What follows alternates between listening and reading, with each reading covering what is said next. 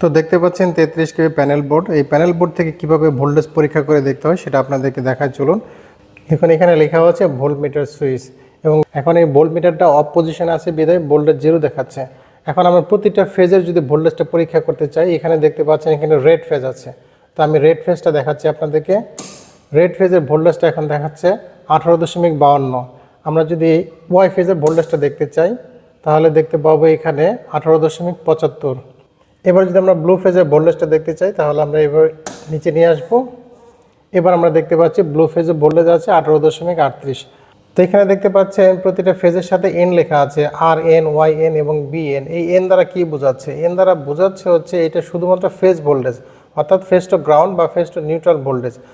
এবং এই পাশে দেখতে পাচ্ছেন লাইন ভোল্টেজ। লাইন ভোল্টেজ মানে হচ্ছে দুই ফেজের ভোল্টেজ, অর্থাৎ এখানে আর ফেজ এবং ওয়াই ফেজের ভোল্টেজ দেখাবে, এখানে ওয়াই ফেজ বি ফেজের ভোল্টেজ দেখাবে, এখানে বি ফেজ এবং আর ফেজের ভোল্টেজ দেখাবে। তো এই ভোল্টেজগুলো আপনাদেরকে আমি দেখাই তাহলে বুঝতে পারবেন। এখন আমরা ফেজ টু ফেজ ভোল্টেজটা নিয়েছি, এখন 32 দেখাচ্ছে। এবার আমরা ওয়াই ফেজ এবং বি ফেজের ভোল্টেজ, সেটাও 32 দেখাচ্ছে।